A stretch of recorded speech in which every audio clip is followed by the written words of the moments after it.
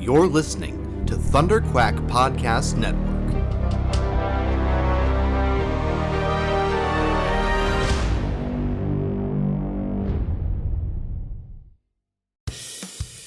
This is the Thunder Quack Podcast, the official podcast of Thunder Quack Podcast Network, where anything can happen. So strap yourselves in and hold on to your butts. It's Thunder Quack time! Hello and welcome back to the Thunder Quack Podcast, the official podcast of thunderquack.com. It's early on Patreon. It's late everywhere else. Patreon producers Brian Murowski, JJ Samuel. We only have a few more of these that I have to do this rigmarole before we switch over to the new show. So I really don't care to do it. I am one of your hosts, Michael Cohen. And Amanda's not here this week. And I told you guys that I would get a guest. A good guest. But unfortunately, the only person I could find was Joe. So thank you, Joe Hogan, the illustrious. Joe Hogan. I had nothing better to do, so. Hey, it's our 85th episode. Oh, and so I figured that we would only talk about cool things that happened in 1985 for this episode. Absolutely. That would actually be a pretty good episode because there's a lot of really cool stuff. That would be pretty gnarly, yeah. But the coolest thing is that that's the year that I was born. Is that the year? Right. Are we the same age, Joe? Are you? We are not. I'm 86. I'm 86. That's unfortunate. So we will both be 36 for 3 weeks. Yeah, I guess so. Yeah. Okay.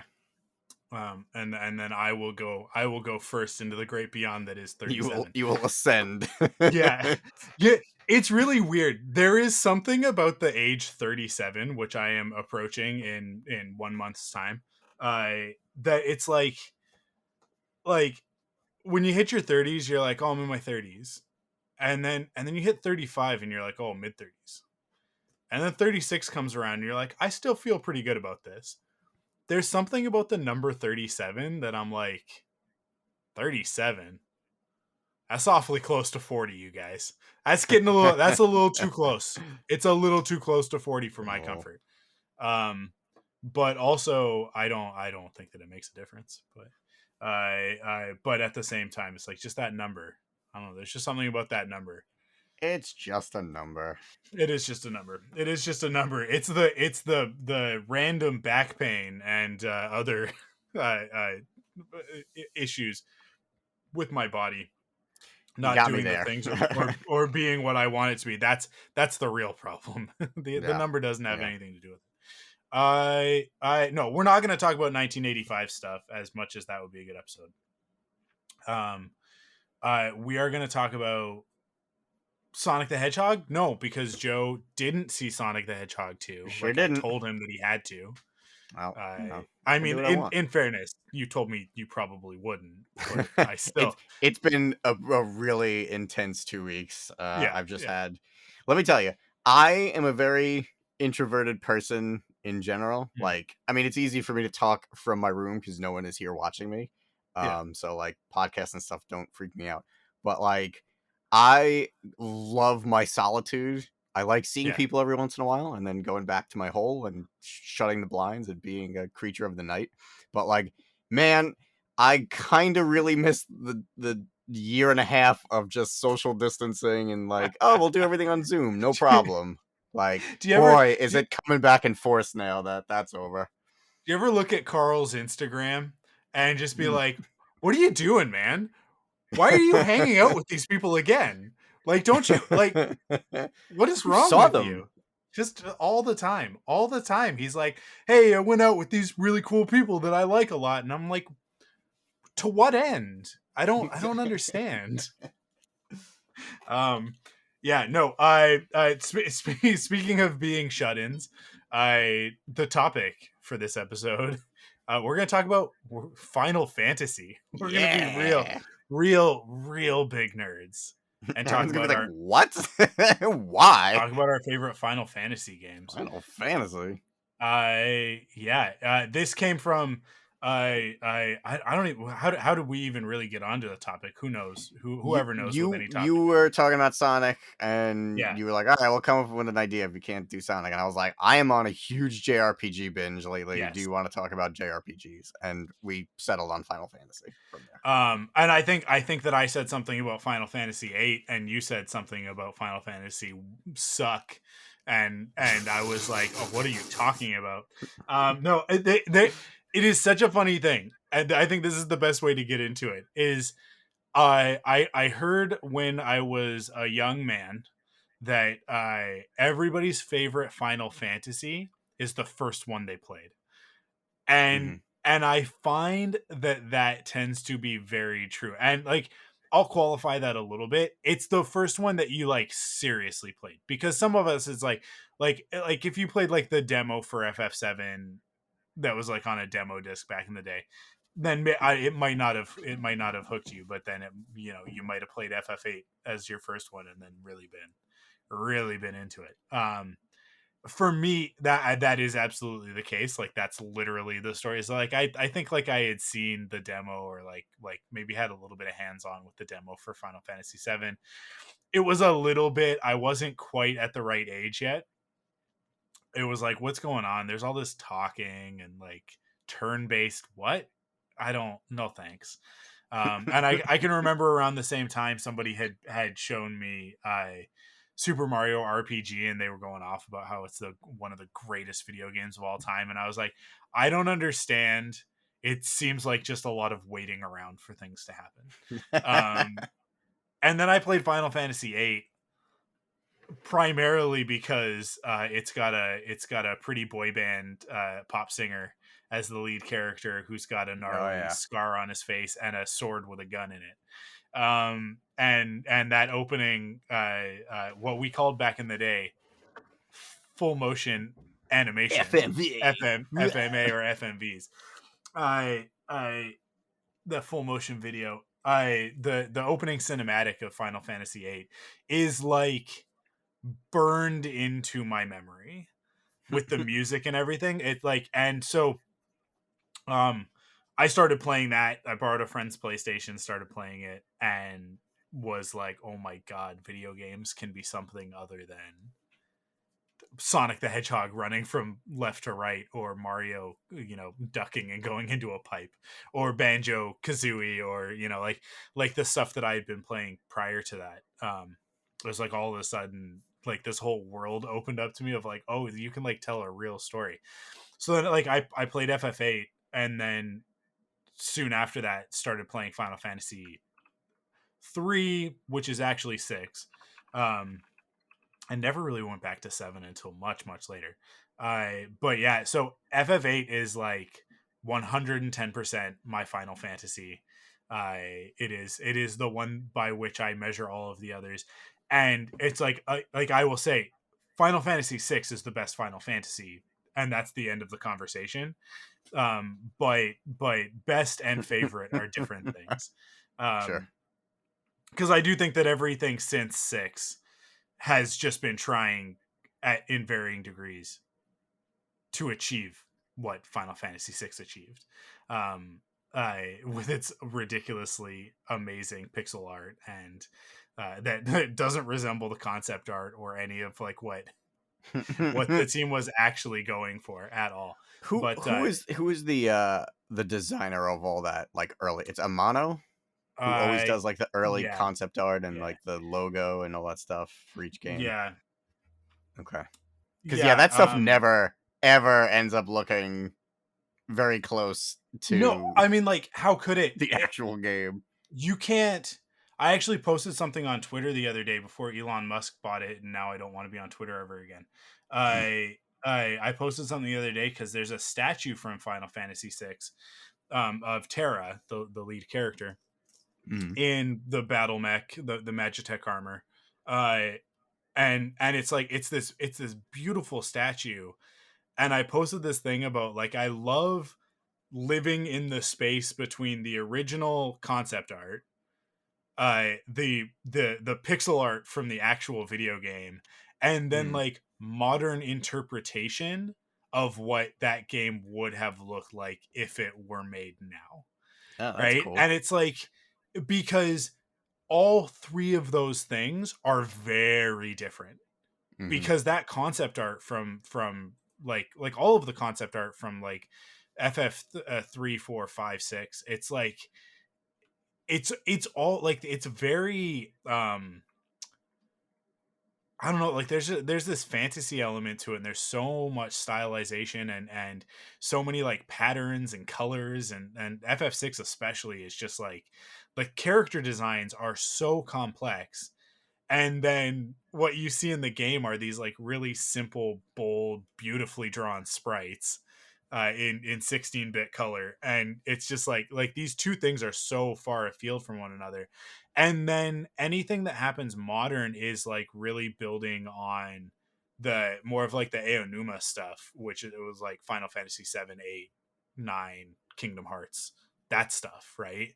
um so like you see that and you're like these like it's there's this weird world of like these three sort of ideas coming together, and like none of them are wrong, Hmm. but none of them are right either, right? Like it's just so Final Fantasy 6 lives in this weird space where it's like it's this incredibly epic, ridiculous, operatic story, um like just the most epic of scales, and yet like it is presented in such a basic format, and there are so many things about it that are ridiculous, like suplexing a ghost train, uh and yet like it is like it's an absolute masterpiece. Like FF6 is one of the greatest video games of all time.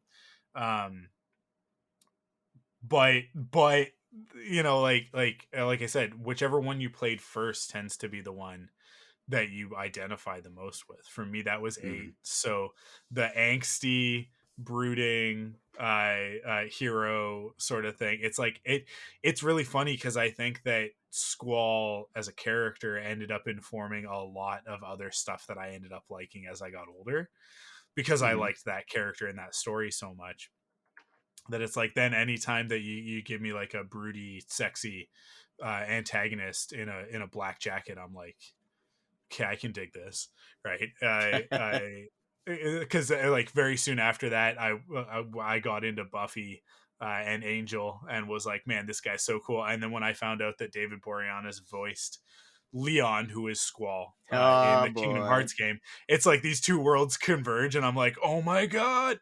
And now when I go back and play it, he does such a bad job.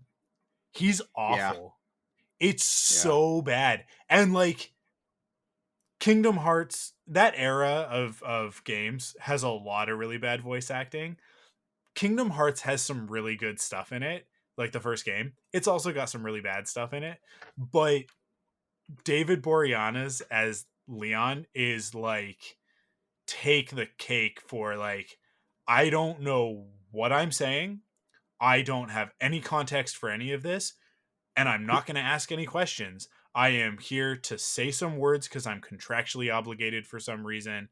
I'm going to say my lines, and then I'm going to get out, and I'm done. And it's just like, it's so funny because at the first time that I played that game, I was like, oh my god, this is so good. And this tells you how long ago this was, because this was back in the early days of the internet. I was on an MSN message board Whoa. role playing group for Kingdom Hearts, Okay. and I simultaneously played within the Kingdom Hearts universe Leon, as well as Laguna Loire, who is, I mean, spoilers for Final Fantasy VIII. Laguna is actually Squall's dad. But you don't know that at the beginning of the game, and as you play, you find out, oh my god, that's actually. Anyways, so yeah, I played both of those characters in this RP group. I that I find, man, the internet was a weird place back then. It's in a different way than it is now. It was so weirdly like innocent and like I don't know, maybe it's just because I was younger, but maybe the kids these days are on I don't know, Discord or something like that, with RP groups, pretending that they're I copyrighted know for a characters. fact they are. Yeah. I Okay. know Good. someone whose brother is, and I'm not gonna throw them under the bus, but yeah, the same kind of stuff lives on. No, I'm so glad. I'm so glad that's not. So the other one that I was a part of was an X-Men one. Ah, okay. And yeah, yeah, it, it was so funny because it was like it was this X-Men group. Everybody loves X-Men, and everybody's role playing as X-Men characters, but fights never happened. There were no missions. It was just like Oh, all right.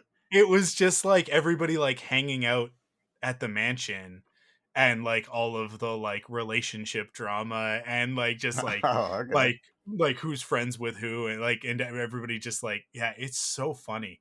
So funny to think back on that stuff because it's like it's such a like snapshot of a moment in time, because this is all when I stopped doing that stuff right after I met Crystal. Oh, okay. Well, there you It's like, go. and it's like all of a sudden I didn't need to live out these fantasies I on RP boards on MSN. It's like, oh no, I have better things to do with my time now. But yeah, man, like I was obsessed with that character. But here's the kicker: I've never finished a single Final Fantasy game. What? Like Kingdom Hearts withstanding, which kind of count but don't really. So I finished the three mainline Kingdom Hearts games. I never actually finished playing Final Fantasy VIII. I made it to the final disc. And I this is so here's the thing about Final Fantasy games: you hit the final disc or the end game sort of area, and you cannot just finish the game, right? Because there's a point in since six in all of them basically where all of a sudden it opens up, and it's like, oh no, now it's an open world and you got to go grind, and there's a bunch of missions and you got to find them, or you just walk around in circles and fight things, right? And like FF6 back in the day, we did not have the internet. You had to know somebody who knew where all the dragons were in order to go find all the dragons, or get your hands on a strategy guide, which was very difficult. Because like the internet was like in its infancy, and like finding that stuff online was like you found it one day, and if you didn't save all of that to a text file or print it out immediately, you may never find that site again. Like, because there was no, we're talking about like Dogpile wasn't even a thing yet when I was playing Mm. I Final Fantasy VI, when I was playing FF3 on the Super Nintendo. I was like, the only reason I knew how to do anything in that game was because I had friends who had like played the crap out of it and knew all this stuff. But yeah, like the same thing happens in FF8 where you hit the final disc and all of a sudden you've got a spaceship that's shaped like a dragon that you can fly anywhere on the planet, and there are a bunch of story threads to go follow, and I it just becomes like overwhelming. And I'm just like, nope, I'm done. And then later on I would like watch the basically what the end of the game was, like to finish the story off and know the end of the story. So yeah, like with both six, actually, I'll be honest, I couldn't tell you how six ends. I couldn't. Wow, dude. But eight I can, because I know that game backwards and forwards. But yeah, man. So yeah, but seven never clicked with me. It just never clicked with me, and I think it was just the art style of the sprites back then. I tried recently with remastered to get into it, but that gameplay in remastered is just so monotonous for me because I can't make it. I'm too old to like figure out the next tier of like what you're actually doing in that game. Mm. So for me, it's like I'm just gonna keep attacking this guy, I guess, and then maybe I'll just use like fire every once in a while. I don't know what I'm doing. So like I played maybe like 5 hours of that and then dropped. Okay. I was like, no, this is not for me. Sorry if it doesn't have Disney characters in it. I'm not gonna. That's okay. because they're. I feel like you touched on it a little bit. Like each one since 6 like really try something totally different to like. Yeah, I do think a lot of it is to capture that magic from 6, but I also think like the teams are always so different because there's never, the people working on Final Fantasy 7 are not the same people working on Final Fantasy 8, right? There's always separate teams working on stuff simultaneously. But you can kind of see their styles and what it is they, what they think worked in the last game and what they think didn't work, because you kind of see it 2 games later, what they tried differently and all that stuff. But like, I don't know, man. I think it's just one of those things where I don't think there's anything wrong with them constantly trying to like change up that gameplay and change up that what makes a Final Fantasy a Final Fantasy. Otherwise, it's just like Pokemon, right? It's the opposite problem of Pokemon. Yeah. Yeah, no, for where sure. Every Pokemon game is the same. Well, with the exception of Arceus that we gushed about quite a bit. Yeah. I don't know. So okay, so you are 8 for a myriad of reasons. Yeah. Okay. I am 10. Okay. And I think I agree with you. It was funny because going into this, I wasn't sure if I was going to go with 6 or with 10 because it kind of changes depending on how I'm feeling. 6 is the most recent one that I've played though, because I never had a SNES. My first Final Fantasy was 7, and at the time, I didn't think like, oh, this is like the greatest thing ever. I played. I think the order was 7, 9, 8, 10, 10 2. Fell off for a while. Did a little bit of 13. Lost interest in that. 15, and then 6. So those are the only ones I played. I haven't played any of like the ones before 6, which I have them. I picked up those like the Pixel remaster ones on Steam. Yeah. So I'm looking forward to sitting down with those. But and I never did the online ones. I don't know if you ever did 11 or 14 or anything. No. But they're like not. I mean, not to sound like a jerk after being like, oh, Final Fantasy, what makes a Final Fantasy game? I don't think those games qualify as Final Fantasy. Those are just kind of standard MMOs with the Final Fantasy like coat of paint. Yeah. I'm 10. I really think 10 is my favorite because I agree 6 is the best one. Okay, close up, let's go home. There's nothing else to say about which one is the best one, but yeah, I think it's 10 was the first one that I kept thinking about like a long time after I played it, because like 7 I had that like emotional response to when Aerith died.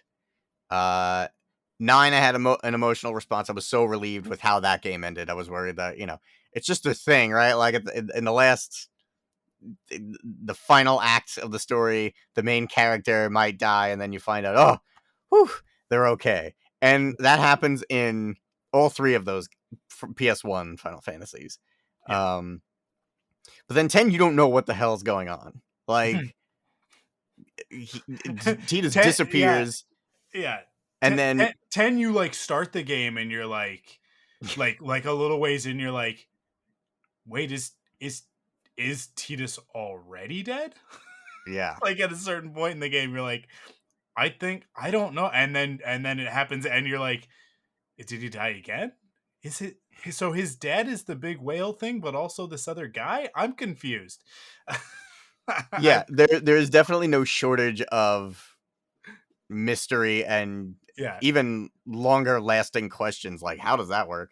Long after playing. But like, but Blitzball is so cool. So Blitzball's awesome. I don't care what anyone says. Blitzball's amazing. I never win. I'm still not good at it, but I still love playing. It's awesome. Because playing Blitzball is not cool. It's not fun. It's not like, it's like, hey, what if a bunch of nerds who are really good at turn-based combat decided to make a sports game? You'd get Blitzball. That's what, and it's not very good. Awesome. And you are using a PlayStation 2 controller, which is basically a PlayStation 1 controller with 2 analog sticks. but so like and we haven't figured out camera controls, we haven't figured out how to actually use an Mhm. analog stick, and even if we could, the processor on this thing can't really handle that anyways. So yeah, like you end up with a real mess of a mini game within the game. But the concept of blitzball when you see it in the FMVs is like, oh, that's awesome. It's so cool that George Lucas ripped it off in Revenge of the Sith, right? Like he thinks he came up with Totally. that, and it's like, no, he totally was just like walking by the room. One of his kids was playing some FF10, and he heard that voice and was like, that voice sounds so familiar. It's I for some reason I have a deep connection to this man, and saw a big sphere of water and was like, yes, this will be in my next movie. Um, but sorry, I interrupted your whole train. No, you're fine. You just reminded me of something that is gonna Yeah. blow your mind. Hold on, let me Okay. find it one more time. Uh, did you know that Blitzball was inspired by pod races? That's fantastic. The like Ouroboros that we've just created now of like, Here, let me. as far as I'm concerned, that's exactly what happened. That's how Mon Calamari Ballet ended up in Revenge of the Sith. I'm Is okay that with like it. Jet Lucas was playing Final Fantasy X, and George was like, "Oh, that's pretty cool. I think I can put that in my next movie." Yeah. This is a quote from Yoshinori Kitase. He says, I wanted to include a fictional sport in our fantasy world, like Lucasfilms did with the pod races in Star Wars Episode 1. At the time of development, we were in the middle of the fervor about the 2002 Japan/Korea World Cup. So I based the mechanics of the game itself around football. That is awesome. So That's because so good. pod races were a sport inside Star Wars, Yeah. Kitase is like, yeah, I think we're going to do that. it's funny because I think I think there are two Final Fantasy games that really draw from Star Wars as an inspiration. 10 is one of them. Like there's a lot of like weird sort of like mythic stuff that feels very connected to Star Wars in that one. And then 12. 12 is very literally like, hey, what if we made a Final Fantasy Star War? And it's like and like you look at the lineup of characters and it's like, oh, you've got a princess on the run from an empire, you've got a farm boy type kid who like befriends everybody and like who's your lead character, you've got like ne'er-do-well dashing captain of a ship and his very tall animal sidekick. like you But we love Fran. Well, we love Chewie too. So. Yeah, yeah, I mean, oh man, what's his name? Bast or something. I can't remember the character's names, but the guy who's like the knight that like basically is like training the lead character, and it's like, oh, so this guy's Obi-Wan Kenobi. Like the bad guys are there's like 10 of, or I can't remember, of these bad guys that are all like in black helmeted armor, and it's like they're all Darth Vaders. There's like, it's like, hey, what if we had a bunch of Darth Vaders though, that you're gonna have to fight all of these Darth Vaders.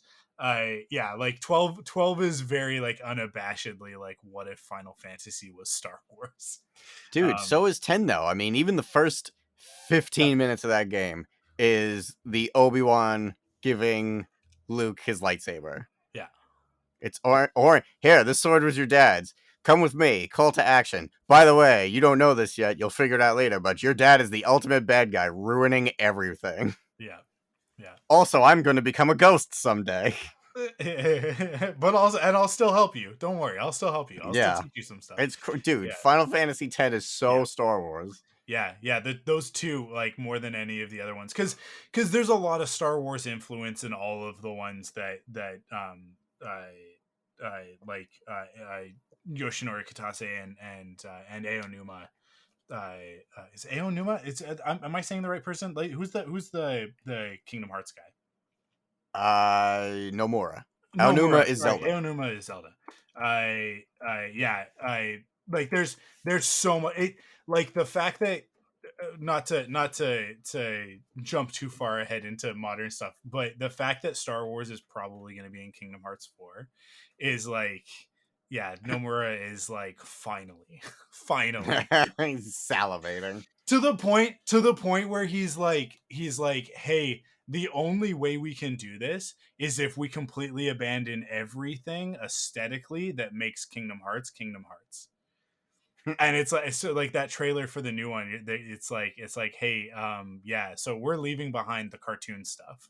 We're going into full realism so that we can have Star Wars and Marvel in this next one. That's like, it's like, that's like the thesis of it, I think, yeah, I don't know.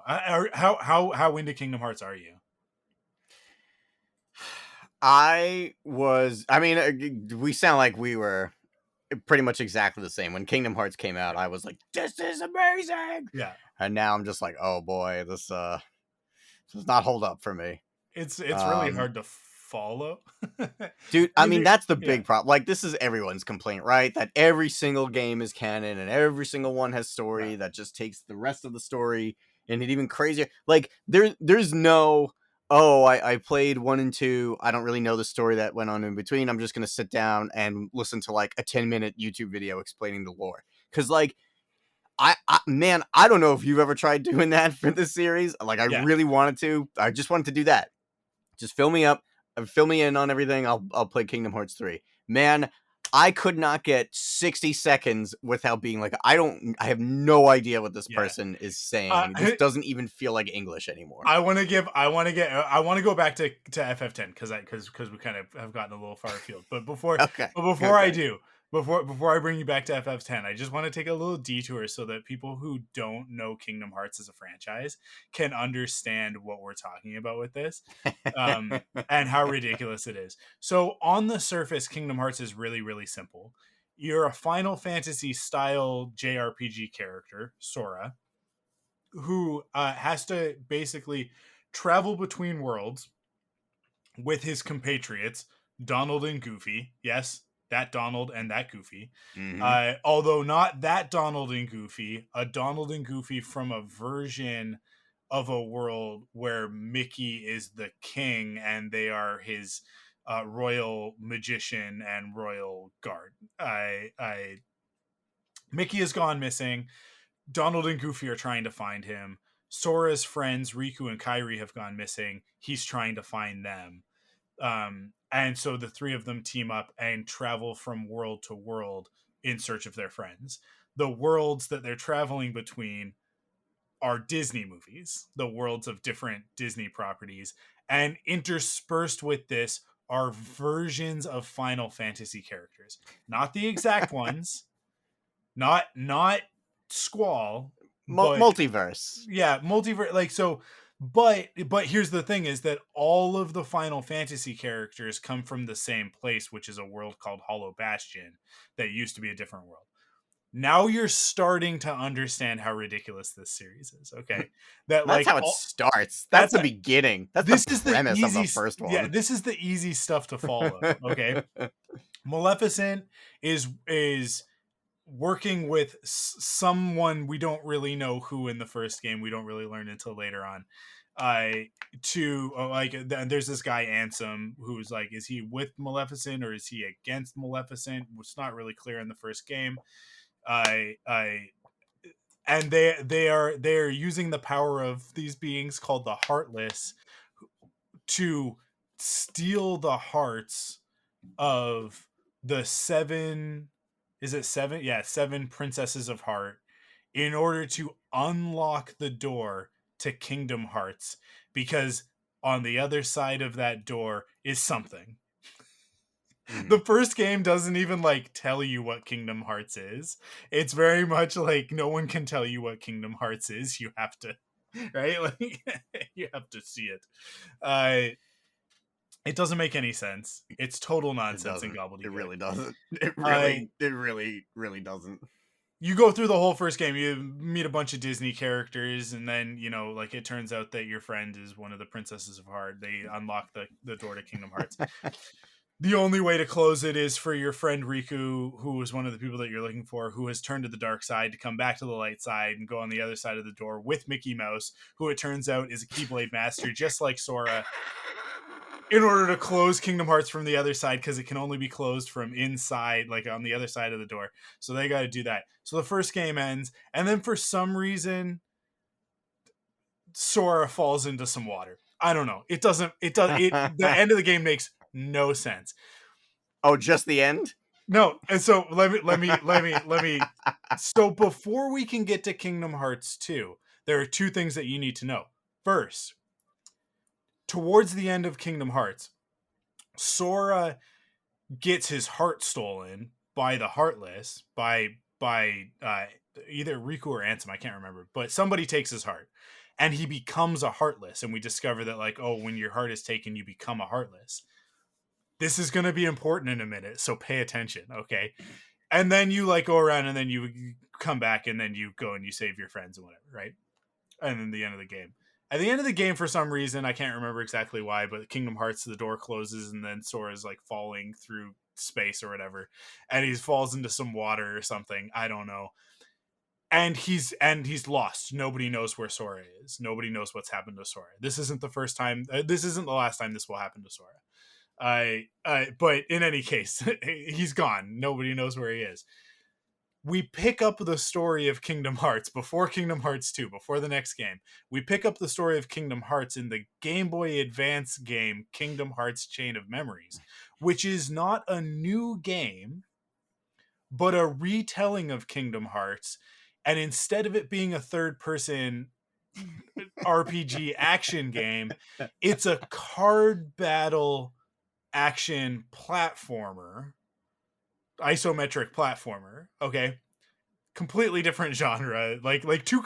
Just like still kind of an RPG, but also not really, because it's a card battle game. It's very hard to play. It's not very much fun, in my opinion.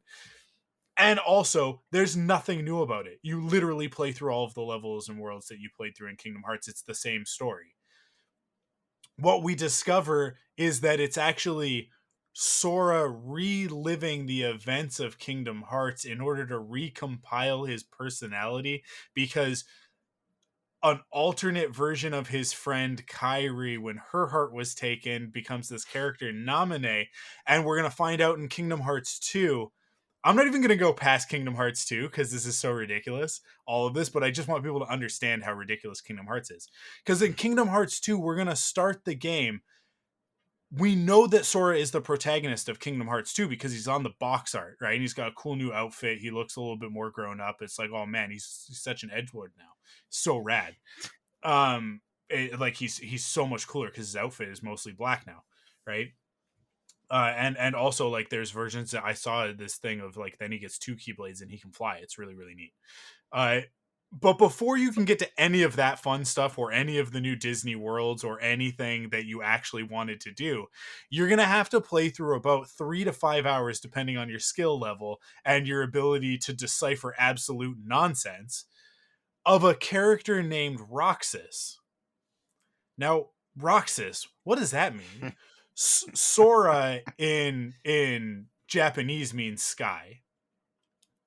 There's like a whole thing of like Sora, Riku, Kairi. Like there's meanings to these names. There's a reason why his name is Sky. Like it's a whole thing, right? Roxas doesn't mean anything.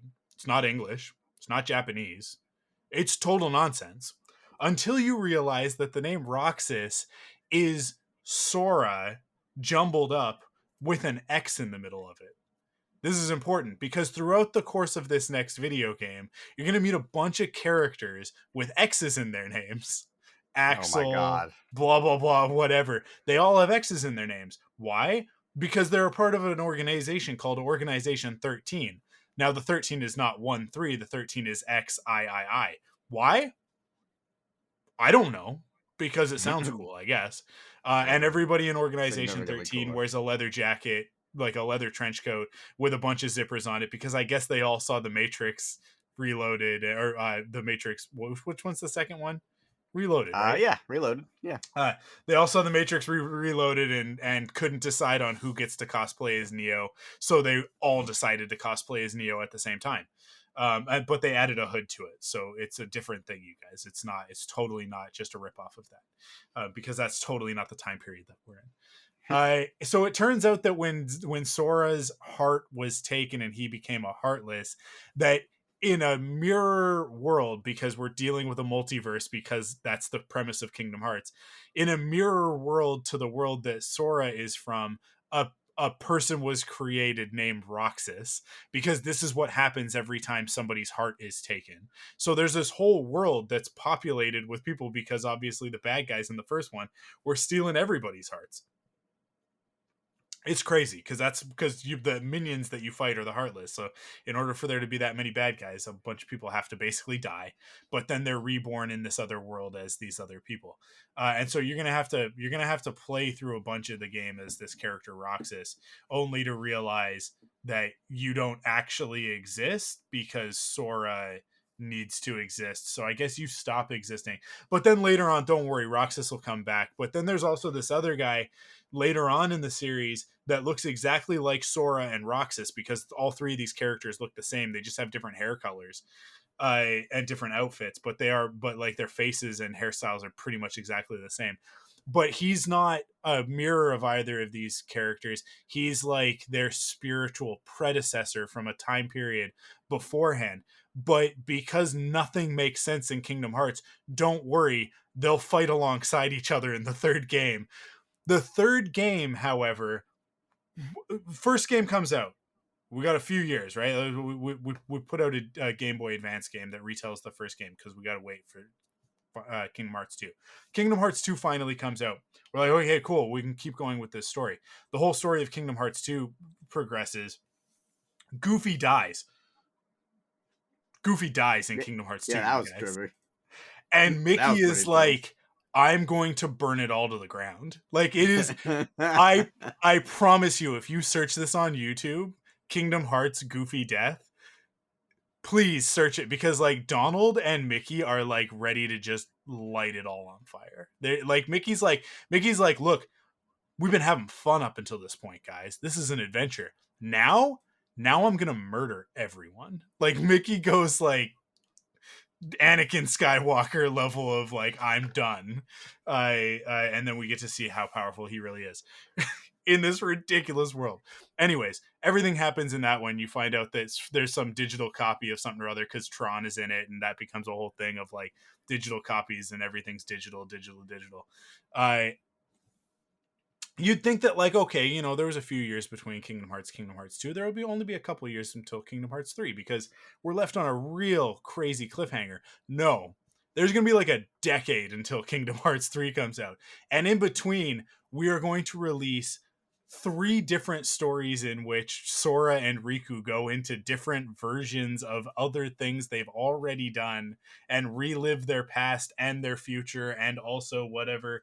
And then also this other one. And then like this one game's going to come out. Oh, we're going to call one Dream Drop Distance, which doesn't make any sense.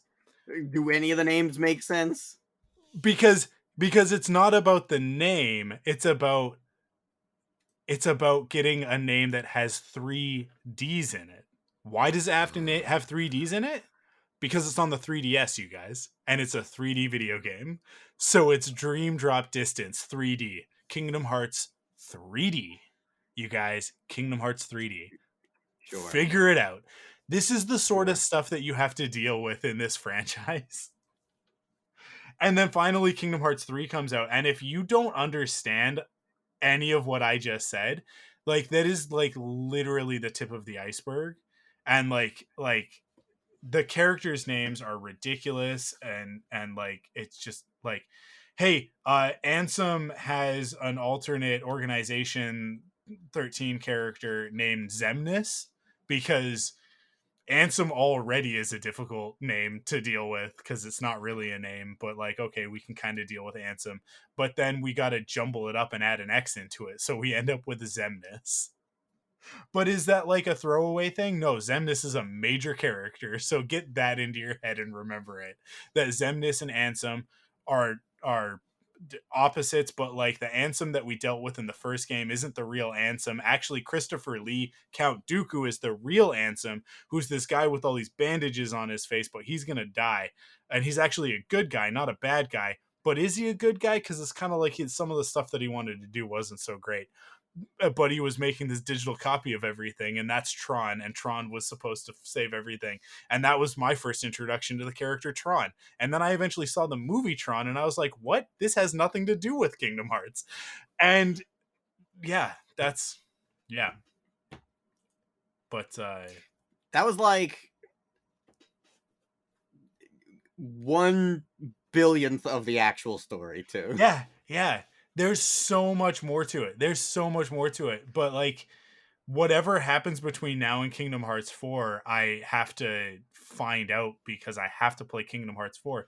Because if there's a chance, if there's a single shred of a chance that Sora, Donald, and Goofy are going to interact with Tony Stark from the MCU, I'm not missing that.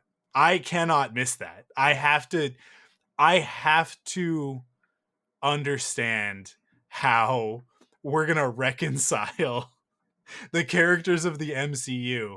Although, you know what? It would be fantastic if those characters show up in the MCU, like in that whatever they end up calling it, this Midtown Madness Mayhem is the level for the MCU, and it'll be the Battle of New York, right? And it's the forming of the Avengers, and Donald and Goofy are with Sora, and Sora looks all cool because he's Sora and he's realistic. But then like Donald just looks like Howard the Duck. Like what if they literally like they just made them look like Guardians of the Galaxy characters basically, and yeah. It's just like, okay, all right, that'd be pretty sick. They're just like aliens, right? Like they don't look like their cartoon versions, they look like realistic versions of themselves, like from Guardians. Like I would be down. That would be super rad. That would be so cool. I will probably be disappointed, and they won't do that. They'll just look like really, really nice renders of those characters. But yeah.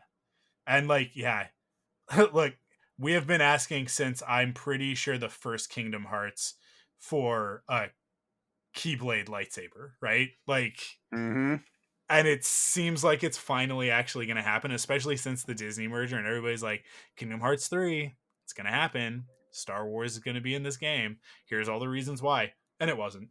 But yeah. So Final Fantasy X is your favorite. Tell us why. Great, man. Man, you exhausted me after that. Think how I feel. I need to take a break. That's why I need you to talk about FF10. That was a trip. Final Fantasy X can be confusing. Doesn't do any of that.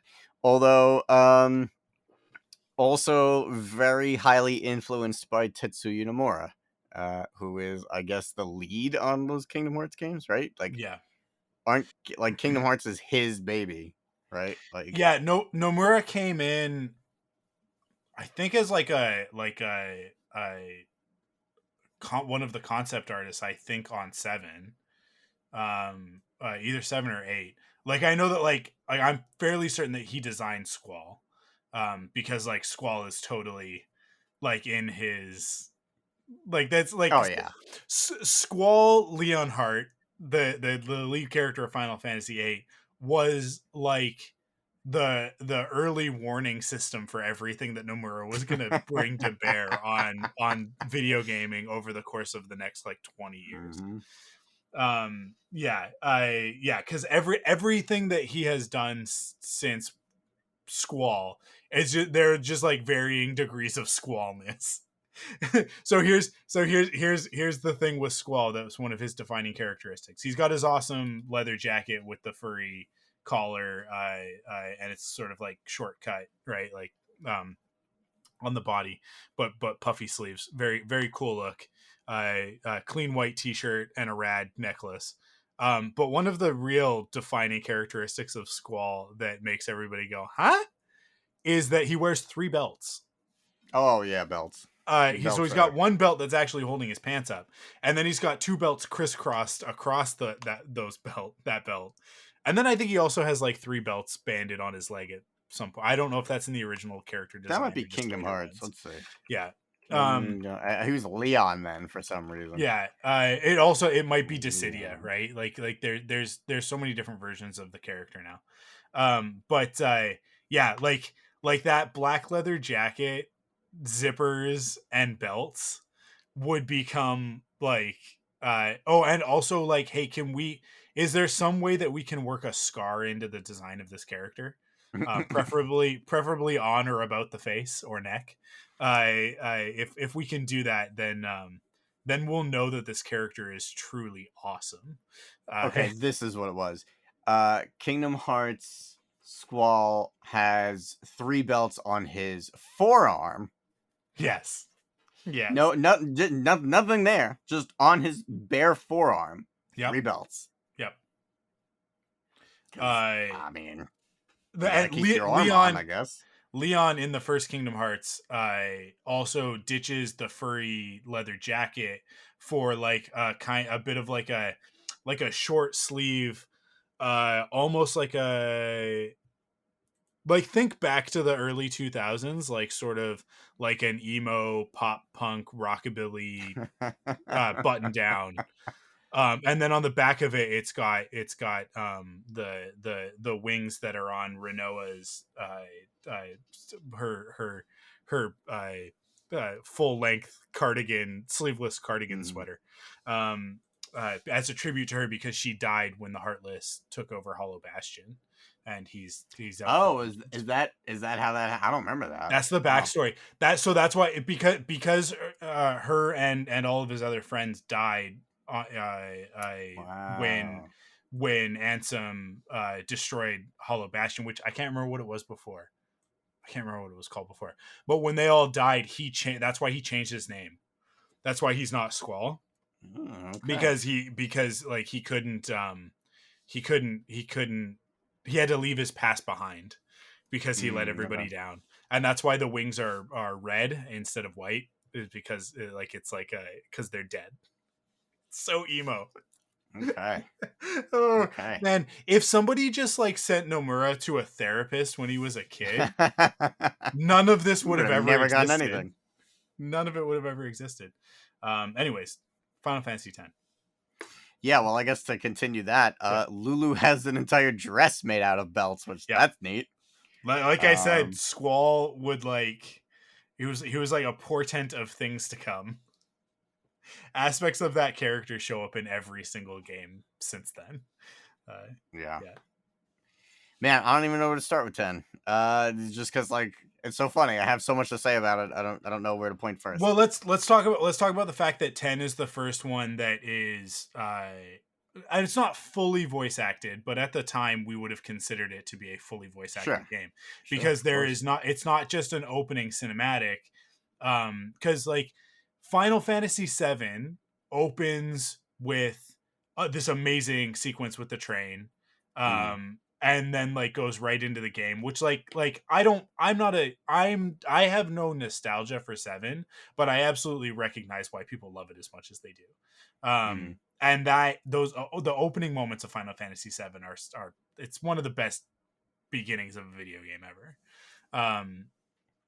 But those FMVs were few and far between, right? Sure.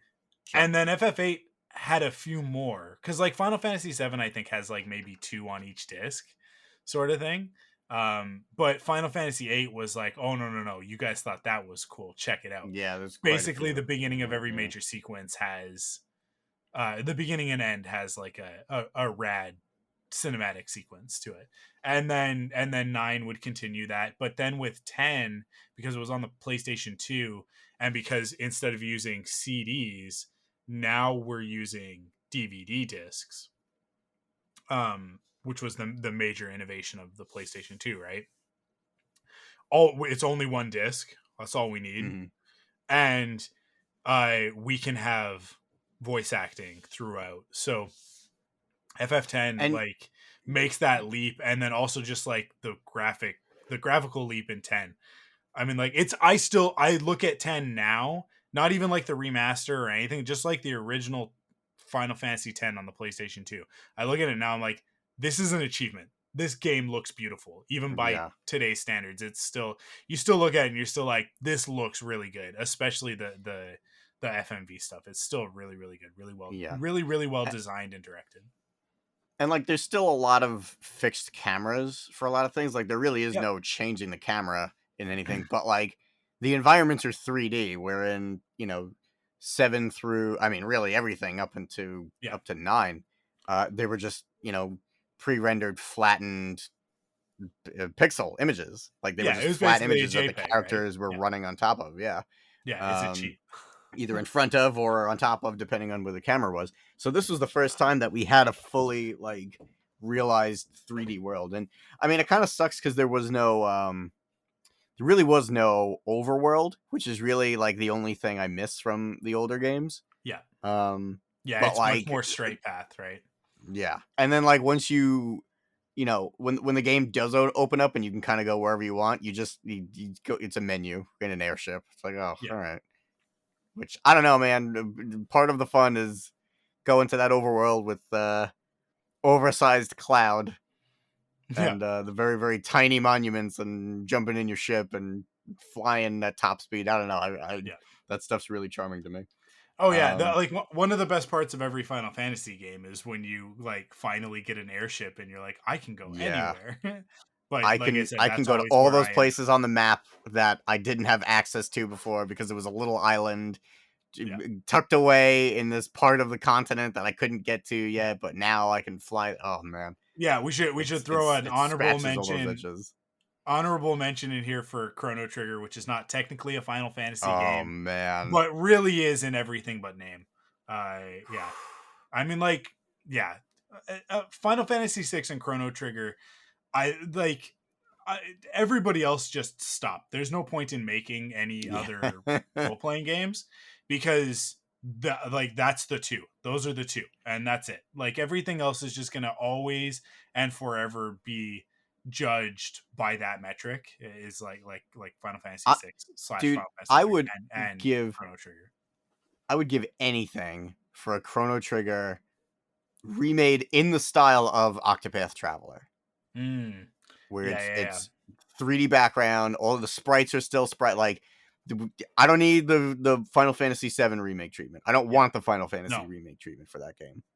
But like I want that modernized in that Octopath style Yeah. and just like, one or two quality of life changes. It'd be the perfect 10 out of 10 game. The problem is that every time they do something like that, they go back and they change something.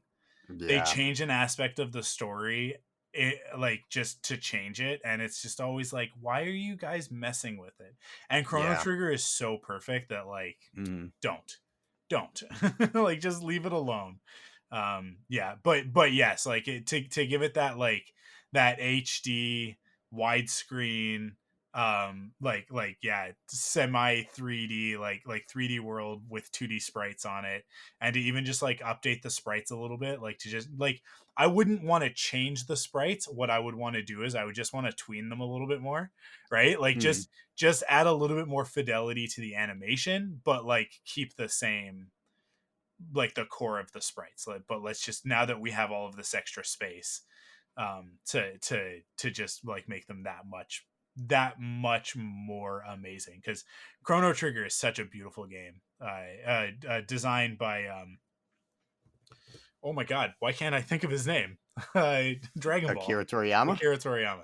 Thank you. It's because How dare you, sir? we've got like at this point that's like the fifth or sixth I know Japanese we've guy gone through that we've made. everybody. Yeah, but yeah, like and for my money, Chrono Trigger is the best Toriyama ever did.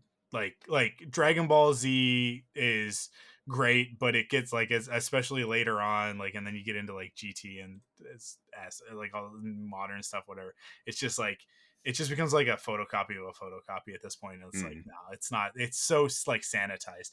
And like I love Dragon Ball, but Dragon Ball is much more cartoony. But Chrono Trigger was like right at this perfect point in his career and his style, that like you see like Dragon Quest is still that Toriyama has like nothing to do with the design of that stuff at this point, I don't Mhm. think. But they still like they're still trying to like capture that exact moment in time. And you can kind of tell the like because he designed the first few Dragon Quest games as well. But yeah, Chrono Trigger is just like it's perfect. It's so perfect.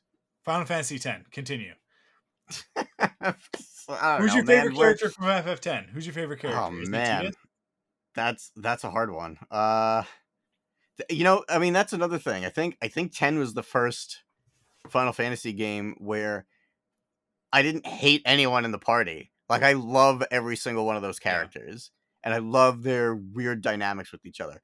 I was listening to a podcast recently about Final Fantasy X, actually, and it really even made me appreciate Lulu more, because I think Lulu is like such a like I would argue she's probably the flattest character in the party, but they were kind of like talking about early on in the game where I don't know how well you remember the story, but Waka's brother Chapu actually became a crusader. I think like 5 years before the events of FFX, and he was actually also Lulu's fiance. So Mhm. those two were going to get married, and there was Waka's brother. So Chapu goes off. He dies fighting Sin, and the reason Waka is so like obsessed with um with Tidus is that he reminds him of Chapu, and we don't really know how much it is. We don't know if it's his personality. We don't know if it like he looks like him, but basically he sees Chapu in Tidus and immediately takes him under his wing. And on the flip side, Lulu was like very very cold Yeah. to Tidus, and I never really understood why until someone pointed out, well, all right, well, think of it this way, you know, 5 years ago, your fiance dies fighting, fighting Sin. So already you're grieving someone who you loved very, very deeply. Then all of a sudden, here comes this kid who reminds you of him, is basically kind of like a freeze frame of who that person was 5 years earlier, because he is 5 years younger than you now, and you moved on with your life and you like got, tried to get over it, and here's this guy who like is your fiance almost, and he's saying all this dumb stuff because we know that he's from like a different time, but they just think he's like either insensitive or stupid or like sins toxins or whatever. And like all of a sudden, like her point of view started to make more sense, that like, I thought I was over this, and now you're here and you're making my life Mhm. harder, and you're getting in the way of my mission now. Because as far as Lulu was concerned, Tidus was, just in the way. He was a distraction for Yuna. Like, Yuna has a purpose. Yuna has a pilgrimage. She has, and this sacred goal that they have to achieve. And here comes this person who reminds you of your dead fiance, who's getting in the way of that. So that all of a sudden was like, whoa. I mean, I don't know if we're reading into this, but it like, even that is enough of a layer that we're adding to Lulu, that I'm like, okay, she's not like that one dimensional anymore. Yeah. And there comes a point in the story where um, when Yuna asks Tidus to be her guardian, and he's not just like some guy who's just like that Waka's bringing along and tagging along and asking dumb questions, Lulu kind of like softens her approach with him. And even that's enough for me to be like, oh, cool. That's like, Yeah. there's something going on here. I do wish there was like a little bit of an in between though. Like, I wish we could have seen like a conversation that she had Yeah. about it, but I don't know. I I think think there's enough yeah. there. I That's think the Final Fantasy games often suffer from like storytelling that gets lost in translation. And that Oh, like localization, yeah, absolutely. yeah, like Absolutely. it's and I think that's one of the things with Kingdom Hearts as well, where it's like I think with Kingdom Hearts even more so, there's cultural stuff that gets left behind that we don't really understand as North Americans. Even as North Americans who are very much like into Japanese culture, it's like I always I get a kick out of kids at anime conventions who are like, who will say things like, you know, in Japan everybody watches anime. Like it's like this is just like normal television there, and it's like, no, it's not. It's definitely still for children. It's definitely still for loser nerds like us. Like relax about it. It's not cool to like anime in Japan any more than it's cool to like anime here. Right. It is exactly the same, but that like, because we only intersect with that culture in the material that gets brought over here. There's a lot of especially spiritual context, because spirituality, especially like Shinto spirituality, is so different from Western spirituality, Hmm. and the ideologies they just come from very different places. And so like, even as somebody who understands that, that's as far as I understand it, and I don't really understand Shintoism or like really like spiritual connection to the past in Japanese culture enough to like, unless somebody like points it out to me and I go, oh, okay, that's where that's coming from, right? Hmm. But then like, you look at a lot of the Final Fantasy stories, and especially like a lot of the stuff that Nomura has done, and it's like, oh, so much of it is like past life encroaching on present, or like the future interacting with the past, or worlds that are separated but connected by a common element, right? Like there are these things that are like these common threads throughout each of these games, Hmm. that like they even going back to Final Fantasy VI, where I think is really where a lot of this stuff originates. Because in six, it's all about the connection between the like sort of material world and the world that the Espers come from, right? Like their Right. plane Yeah. of existence, and that like magic only exists in the material world because of the Espers coming through into that world, right? And then like the industrialization of like, oh, we're gonna capitalize on that and turn it into machinery, and you know, we're gonna use this magic to power our global domination sort of thing. But there's so much about like Terra as a character who is like this. She starts off as this person who, like, we don't know her backstory, we don't know who she is, she doesn't know who she is, she's lost her memory and all that stuff, and you're like, what's the deal with her? And she's very much of the material world. Because of that, we assume she's part of the material world, and then partway through the game we realize that she's an Esper, and that like she becomes this bridge between these two worlds, right? And so it's like that's sort of like that, the beginning of that. And then I don't know seven well enough to really know where that stuff is, but like with eight, the Guardian forces and their connection to human beings and wherever they're coming from, which is like the closest I think to Espers that any of the other stories have done, is the GFs, and the Hmm. characters, right? It's very similar.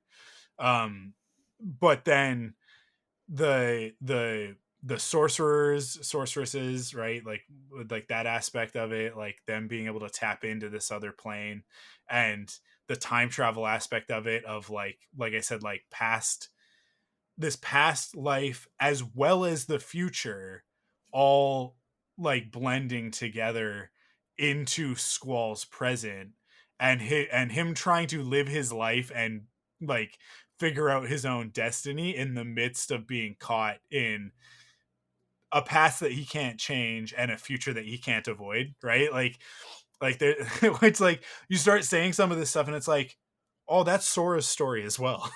Like Sora is totally stuck in this weird limbo between like the Keyblade masters of old and the like whatever's going to happen in the future of this franchise, and he's like stuck in the middle because he's not that person yet that's going to be the messiah that everybody, because people go, oh, it's not Sora, it's going to be somebody else. It's Sora. It's there's no way that it's not Sora by the end of the story.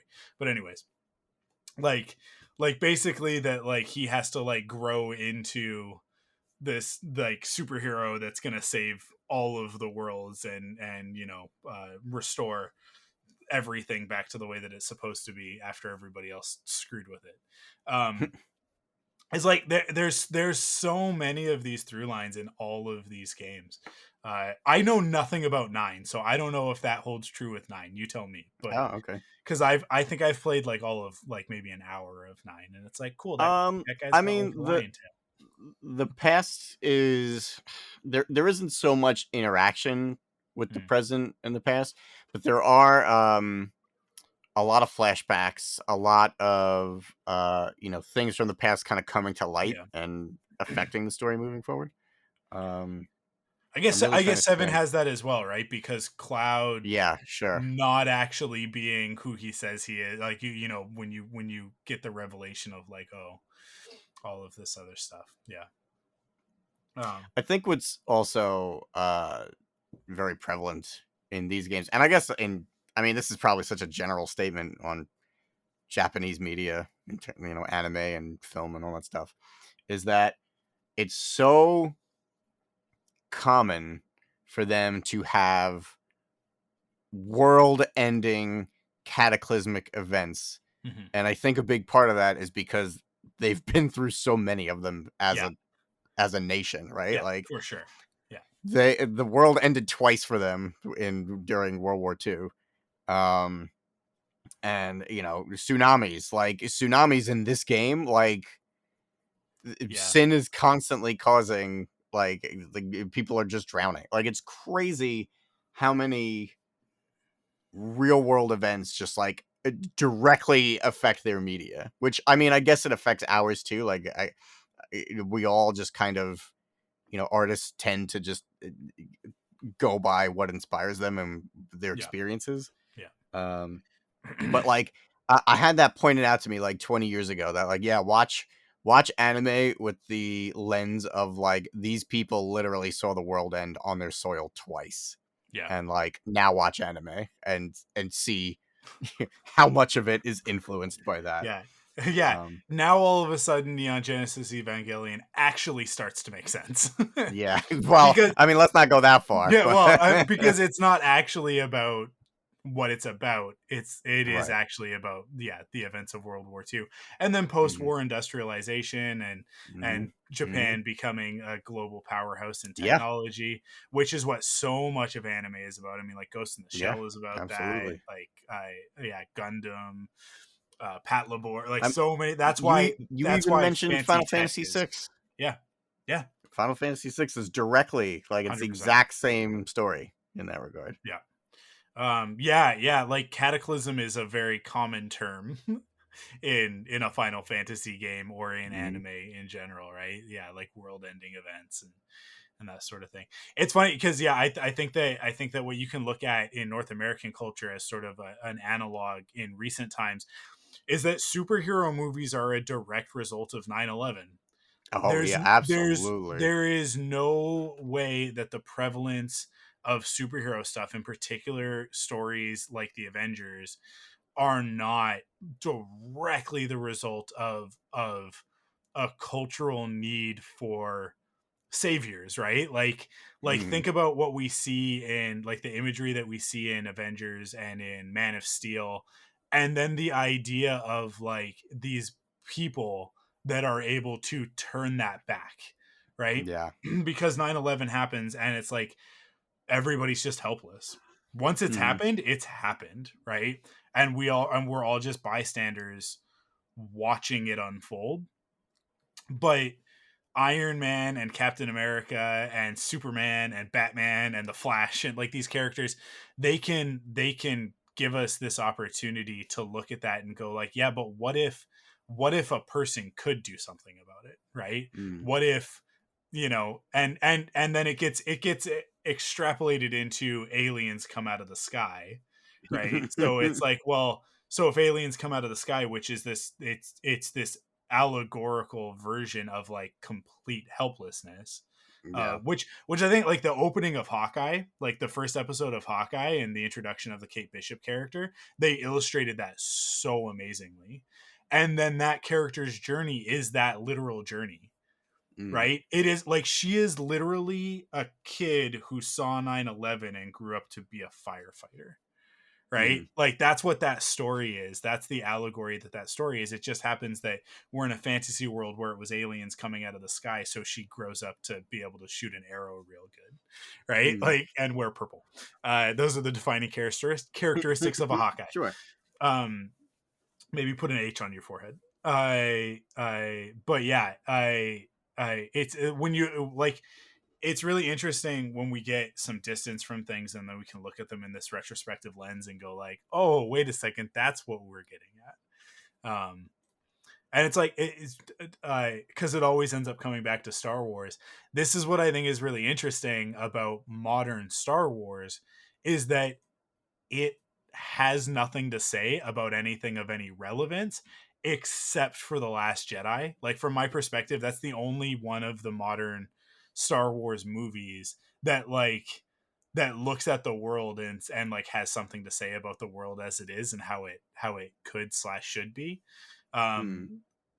Whereas the original trilogy is very much a post Vietnam, like, hey, the Imperial War Machine, i.e., America, it is evil, and it'll always be defeated by a scrappy band of rebels, right? like that's because who was actually on the right side there? And then people are like, oh, don't get political with Star Wars, and it's like, hey guys, I hate to tell you, the Ewoks, they're not just teddy bears. It's like the first two movies happened and it's like nobody was getting the message, and George was like, no, okay, I gotta go back to my original concept, which is that these indigenous people basically are like, hey, get off our land, we're gonna use the terrain to our advantage even though you have incredible war machines. I wonder, man, I wonder where he got the inspiration for that.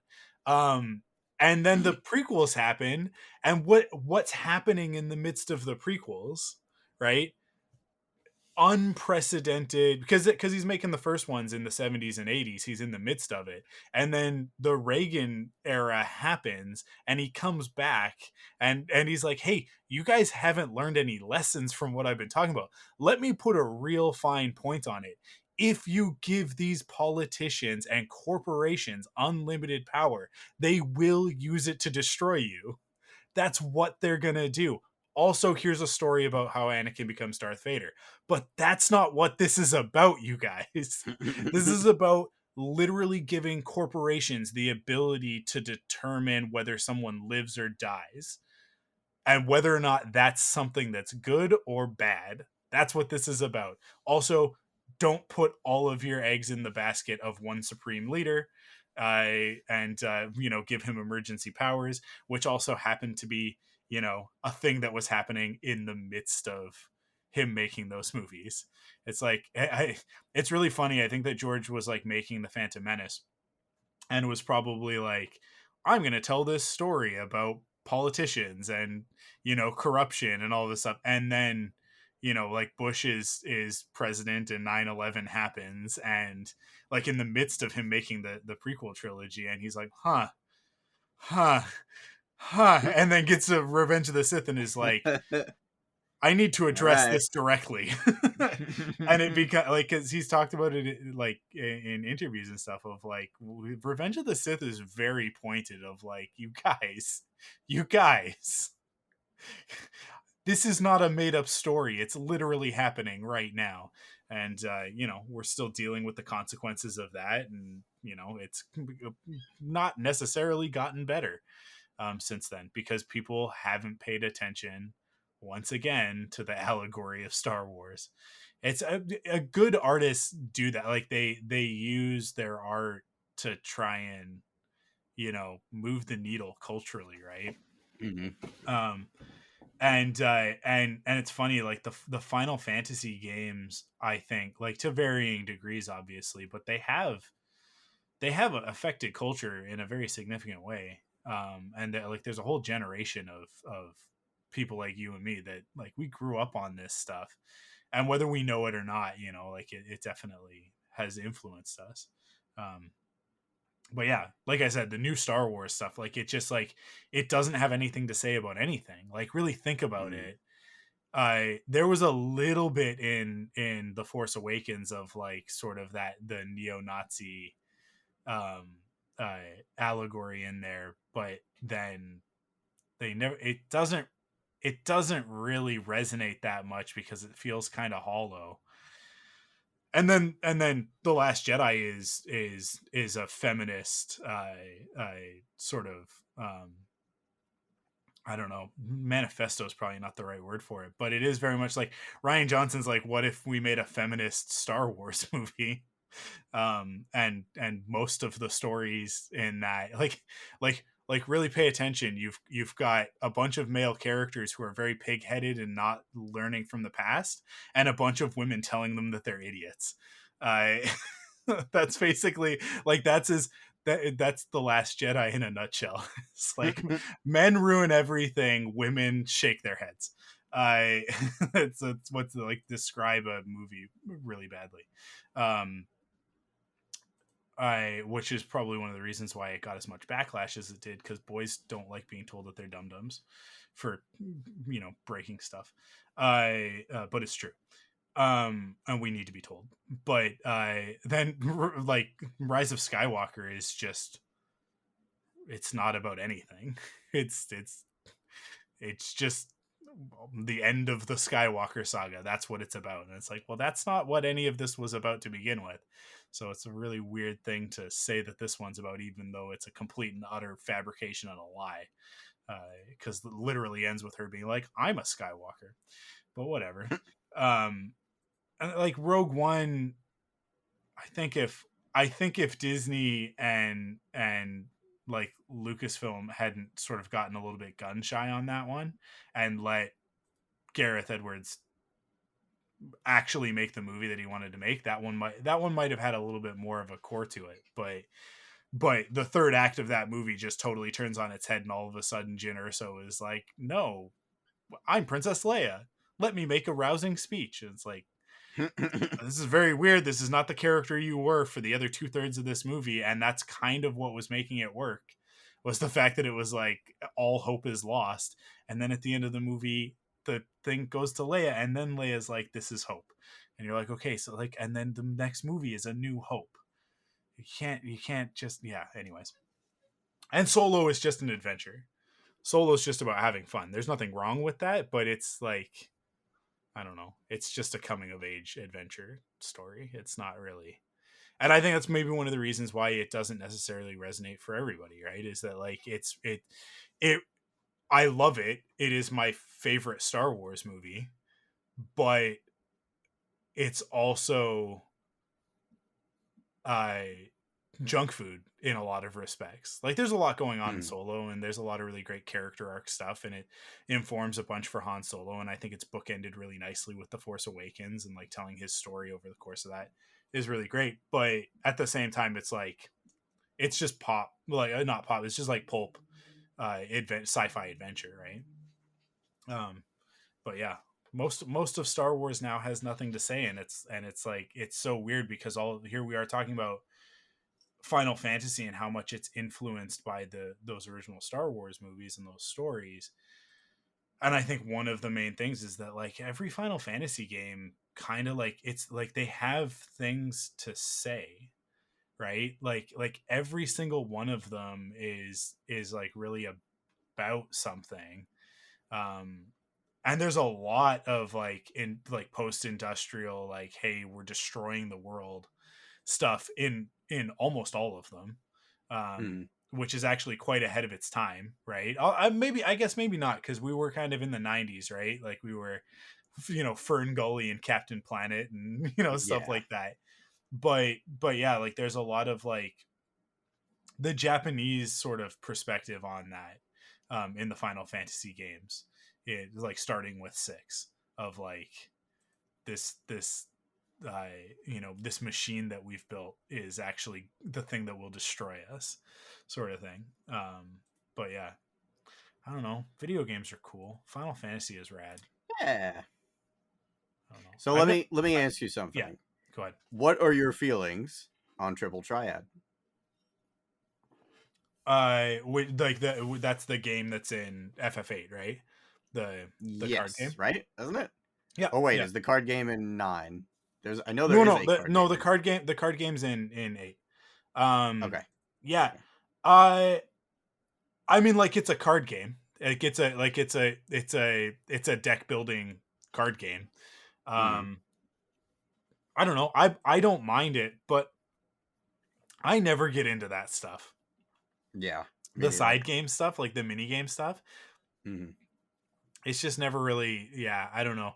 Like like, don't get me wrong. There's a lot about Final Fantasy VIII that is like systems and stuff like that. Like I FF6 did it the best with the espers and Hmm. learning magic by, linking the esper and all of that sort of stuff.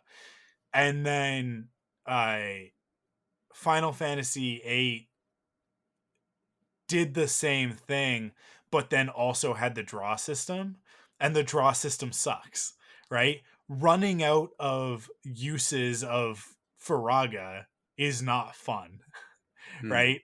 And having no way, like, in this battle to Yeah. get more, right? It's one thing if you run out of MP and it's like, okay, well, that's why I have stuff that's gonna restore my MP, whichever game you're playing, right? Different stuff, elixirs and whatever, ethers. But um like, and that's good, that works, right? But yeah, the draw system kind of sucks. But but and the GF system is needlessly complex. It's just like there's just like one or two extra layers to it that don't need to be there, that like they took Hmm. the esper system and they went, okay, let's make it like more, right? To the point where you're like, yeah, but like, do any of these things really, do they really affect anything? And then like boost is just, why? why would why would you make me have to just mash the square button? It's because they're like, because we want to put these big, basically FMVs in the middle of every battle, right? Like and it's like, it's really cool the first time you see Shiva, and then, like, by the fifth time you see Shiva, you're kind of like, okay. And by the 100th time you're watching the Shiva animation, you're like, yep, yep, yep, come on, come on, come on, come on, right? But you got to keep mashing that square button, otherwise you're not doing as much damage as you could be doing.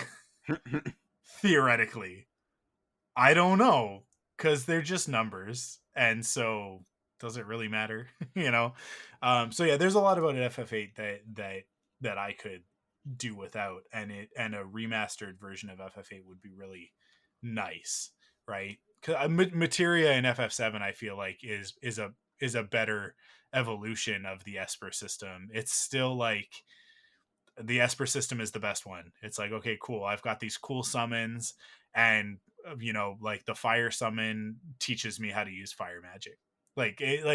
It's like, that's as complex as it is, right? If I want to Hmm. teach certain magic to certain characters, then use certain espers with that character, right? Like, link that esper with that character. I can't remember what the terminology is in it, but like, it's that simple. And then with every other one, they're kind of like, they kind of get further and further of like, oh, but if you use this materia and this materia together, then this combo, blah blah blah. And it's like, can you guys just knock it off?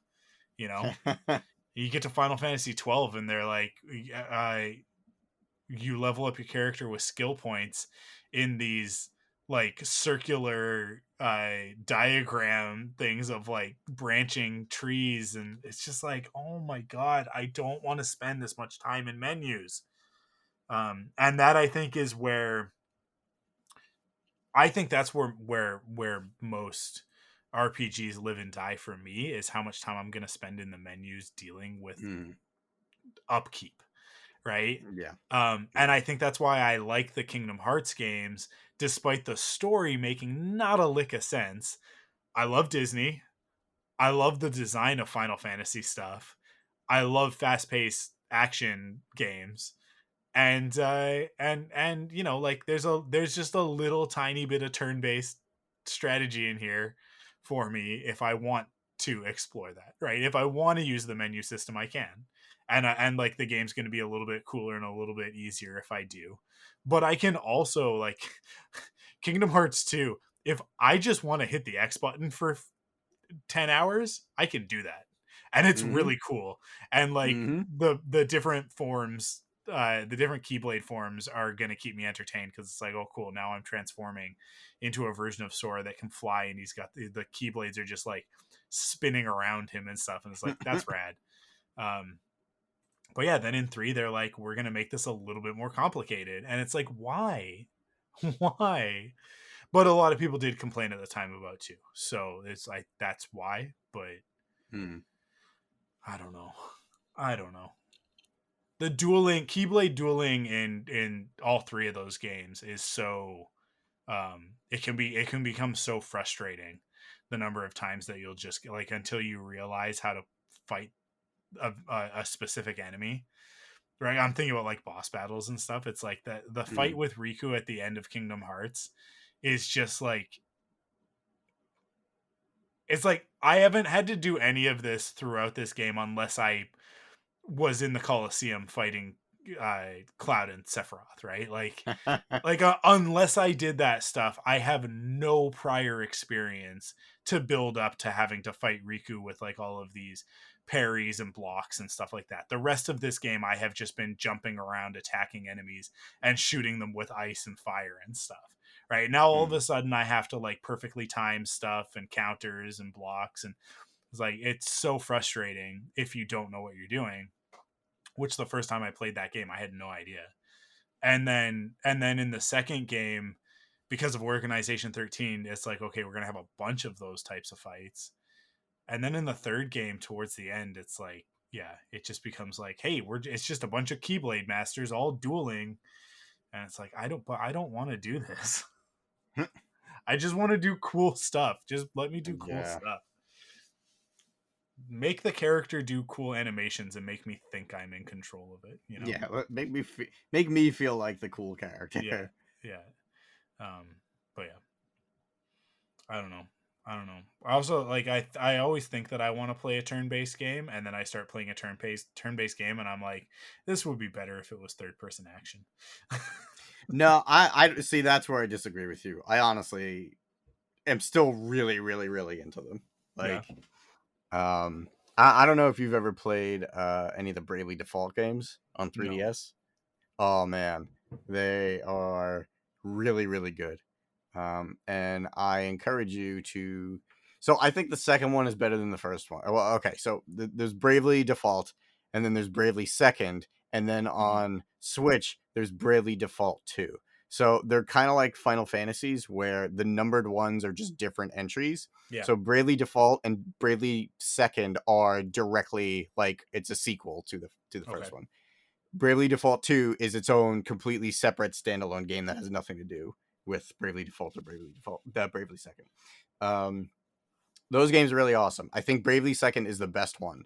They're all turn-based stuff. They're just like perfect not perfect, but like pure JRPG like goodness. You know, all the tropes are there, but like I actually really like the characters a lot more.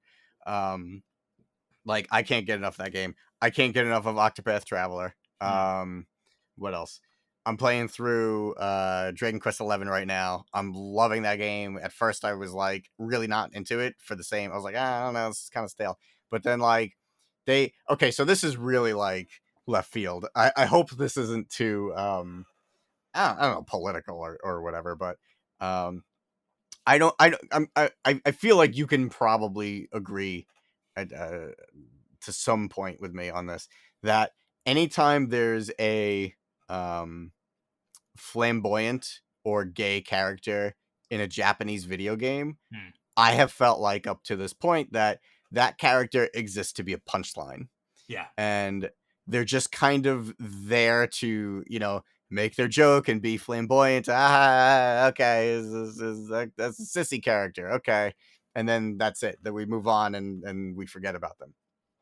There's a character in Dragon Quest XI who is very flamboyant and has kind of like, an ambiguous sexuality because he's very flirty kind of with men and women. And when that character first appeared, I was like, oh man, this is gonna be it. This is gonna be the character that, because I was already like not really having too much fun. I was like, this is gonna be the character that, you know, annoys me to the point that I'm gonna stop playing this game.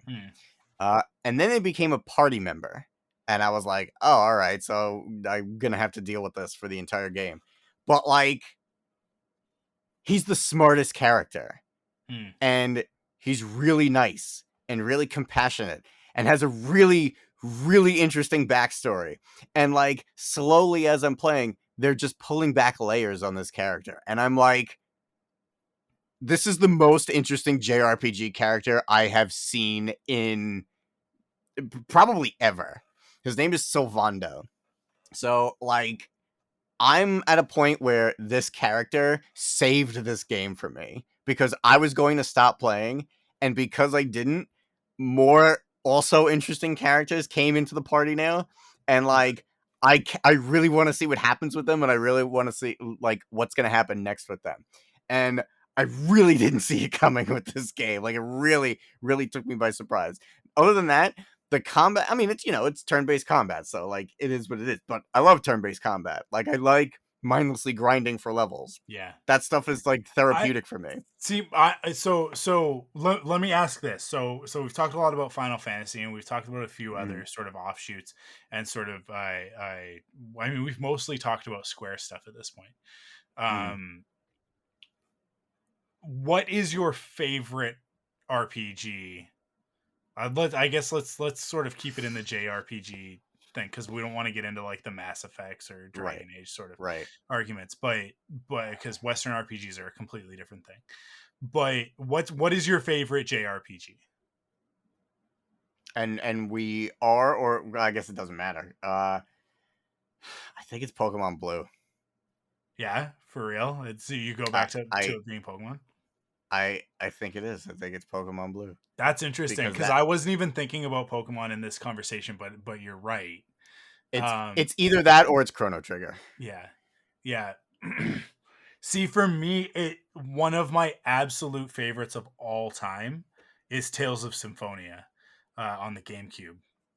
Okay, sure. Which I think says a lot about the type of gamer that I am, and that like there is a turn-based component to the Tales games, but even going back to the original one, Tales of Fantasia, they are very much more like action RPG, right? And yeah, like Tales of Symphonia, man, I adore that game so much. It's just like it's and I started playing oh man, Tales, what was the one that I Berseria, no, Arcadia. Arcadia? No, that's Skies of Arcadia. Is it a new one? It's one of the newer ones, but it's not that new. And like oh man, if I had my Switch here, I'd be able to no, it's not. That's like the newest one, I think, right? Yeah. Oh man, what Tales of series? I need to Google. Not Mana, is it? No. Is Tales of Mana like related, or is like the no? Mana You're thinking series of Secret of Mana. Okay, Secret of Mana. Okay. Yeah.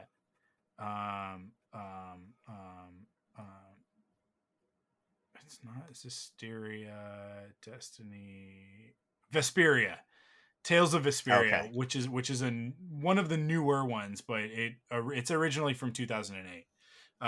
But there's like a remastered deluxe edition or whatever that's on the Switch that I was playing, and I want to go back to it because I didn't finish it.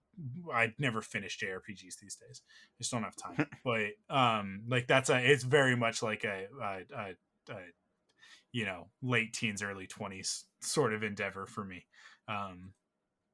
But it plays a lot like Symphonia, and then also like the story is it's got some very similar vibes of like you've kind of got your dashing, semi-reluctant, but also like totally into it hero.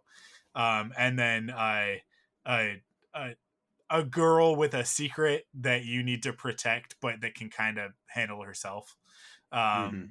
But also needs you because there's a romantic element there. Like there's like shipping stuff going on or whatever, and then there's all of like this variety of characters that come in and out of the story. I really really love Symphonia for that, but like I Vesperia is really good too. Um, but yeah, there's so one. Is Symphonia is your number one then, or it I isn't? think Symphonia is probably it probably is because like as much as I love because I think you're right. Pokemon Blue is a very good call. Pokemon it's red for me, right? Mm. But but as much as like it's probably the one that I've spent the absolute most time with because I've played like 3 versions of it. Mm. Um at the same time, like there's a scene in Tales of Symphonia. You're in this sort of winter setting town, and it's sort of like the culmination of your romantic story with the like between the 2 lead characters right before like everything kind of hits the fan and you're Mm. separated and like now you've got to like go save the world, rescue this character like the girl or whatever. um and it's just like there's just like snow falling, and it doesn't matter that it's like a GameCube game and the graphics aren't amazing in my mind. Like it's so much more in my mind than it is in reality, and I think that like Yeah. good JRPGs achieve that like it really doesn't matter what the graphics look like. And that's where like for me it's like FF7 never hit for me. Like I just never Mm. connected to it. But I know that like for some people, even though like those dopey sprites, those dopey like sort of like polygonal atrocities that are the Mm. characters of Final Fantasy VII on the PlayStation 1. I That's not what people remember. They remember Final Fantasy VII, which is a Yeah. different thing from what it's presented at, which is to go all the way back kind of the beginning of the conversation, that space that exists between the concept art of FF6, the sprite art of FF6, and like modern 3D renders or like more realistic interpretations of FF6. And it's like none of those are FF6 and all 3 of those are FF6 at the same time, Right. because that is another one where like the opera scene is a really great example, or like I said, like suplexing a train, where it's like that whole sequence with those characters in the haunted forest and the ghost train and all that stuff. It's like that is it's so vivid to me, even though it's 16 bits and it's like it's absolutely cartoony, right? And it's the same with Symphonia, but Symphonia it's like there's like a I don't know, it's like it's just like an emotional resonance that I have with that story that I really really liked.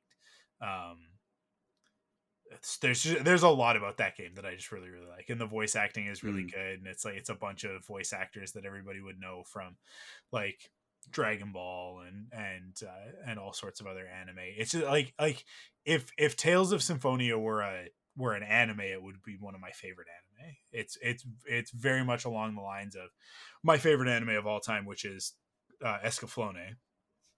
Okay. Yeah. It's Sure. got some very similar stuff to that. Escaflowne is much more like mature and sort of edge lordy, but it's in that vein of anime. But and I love the art style of Symphonia, like just the look of it. It does one of my favorite things, which is that there are alternate costumes for the characters that you unlock by doing different things.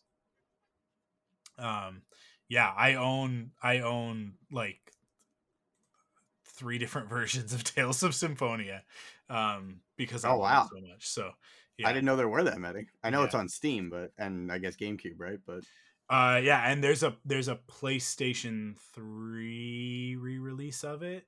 oh, cool. Okay. Yeah, with like a bunch of extra stuff in it. Nice. Yeah, yeah, man. I it's really hard for me to express. Skies of Arcadia is another one though. Skies of Arcadia is really high up there. The problem with Skies of Arcadia is that I'm an idiot for not holding on to my copy of it on the Dreamcast. but yeah, like Skies of Arcadia was like a once in a lifetime. Have you ever played it? No, I It's haven't. it nobody has, because it was on the Dreamcast, which nobody had a Dreamcast. Mm. I was one of the fortunate and intelligent individuals who did have a Dreamcast. They did do a remaster of it on the GameCube, a re-release. It wasn't really a remaster because it's basically the same graphics, um, but the print number of it is so low that, like, I don't know. Let's look it up. One of these days, I will absolutely break down and find a copy of it somewhere and pay the ridiculous prices.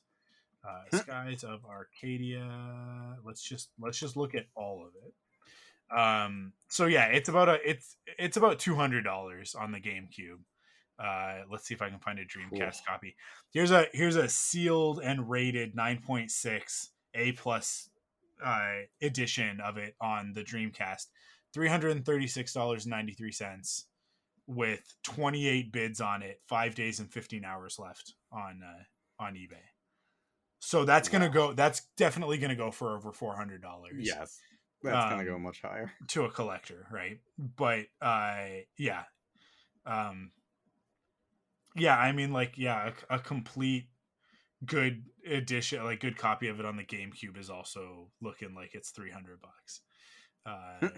Let's see, new factory sealed Skies of Arcadia. Buy it now for Oh $413.22. man. Yeah, yeah. Starting bids are around $150 on this game. So one of these days I will come across a copy at like a con or something like that for a reasonable price, and I will be like, well, there's my whole con budget. Because I do still have a Dreamcast. I do still have a GameCube. So either of those, actually, it's been a very long time since I plugged my Dreamcast in, and it's in a Rubbermaid container in a garage. So I wonder if this works. But yeah. I really, the funny thing is that I'll drop like $250 or $300 on a copy of this game one day, and the next week they'll announce Oh like yeah, a the port of it remaster on Switch or release. something like that, right? Yeah. I every once in a while I go on Twitter and say, Sega, what are you doing? What All are right, you I'm gonna give you a doing? list of games. I'm gonna give you a list of games that I want to play, and then you can go buy them so that they come out, Yeah. and then I can play them. Oh yeah. Anyways, we did it. It's an episode. We did it. It's a We we did made it. a podcast. We did it. It's just, should I insert the victory music here? I mean, I now think you I have to. to. You have to. So I did. We didn't hear it, but you guys at home got to hear it. Excellent. Yeah. Cool. We did it. We're done, and now it's time to go to sleep. Definitely for you, because it's much later for you. No, You're I'm working probably tonight. gonna go eat food and then That's draw exactly. for a while, right? This is exactly my night. Cool. Well, I'm glad that Amanda didn't want to record a podcast this week because it was her birthday. Happy Aw. birthday to Amanda. We're a couple days Happy late, birthday. but happy birthday to Amanda. Well, happy And belated. happy almost birthday to you, Joe. Thank you. I'm And glad we got to happy. talk about video games. Me too. And happy Mostly, not as almost birthday to you, yeah. but Well, the to next it, time that we see each other will I'm looking forward to that, man. be my birthday. So I will, Joe. I will see you on Batu in about a Oh month. man, there's something that I wasn't expecting to hear, but I'm glad I heard it. Yeah. It's very exciting to say it.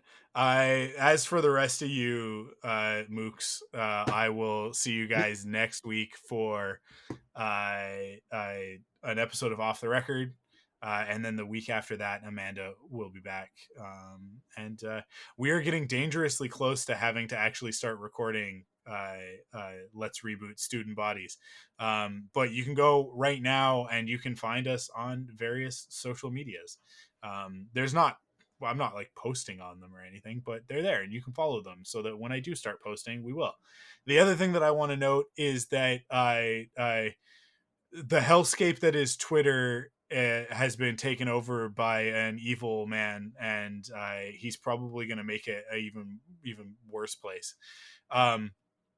With that in mind, we're gonna push the Discord even more than we have been recently. So come join us on Discord.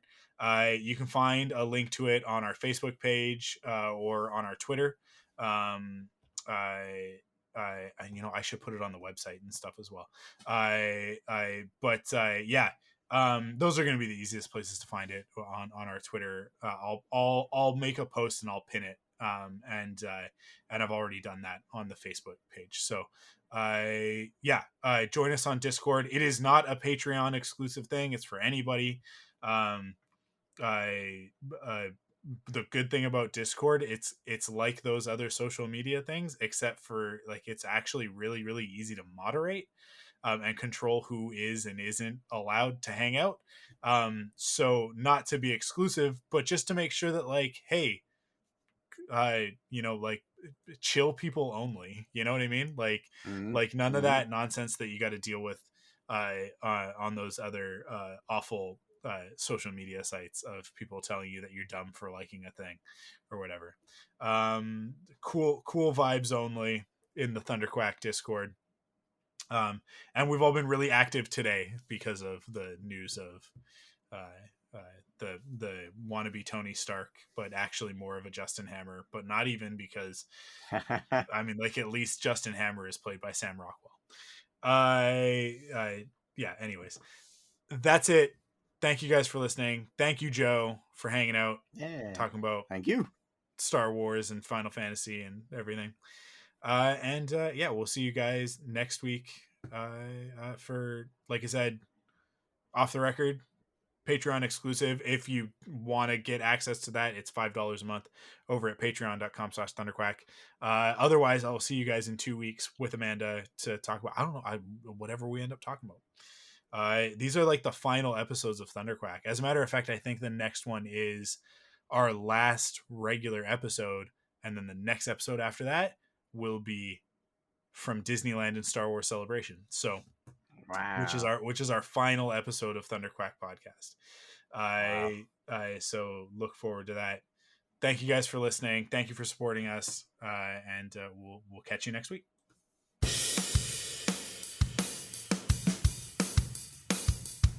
Follow the Thunderquack podcast on Twitter, Instagram, and Facebook by searching the Thunderquack podcast. You can support us in 3 ways. First, by heading to the podcast service of your choice and leaving a rating and review. Second, by going to store.thunderquack.com to pick up some merch from your favorite podcasts. And last but not least, by heading to patreon.com/thunderquack to kick in with your monthly pledge of support and get cool rewards like early access and extended episodes. The Thunderquack podcast is the official podcast of thunderquack.com. Head to thunderquack.com to discover more great podcasts.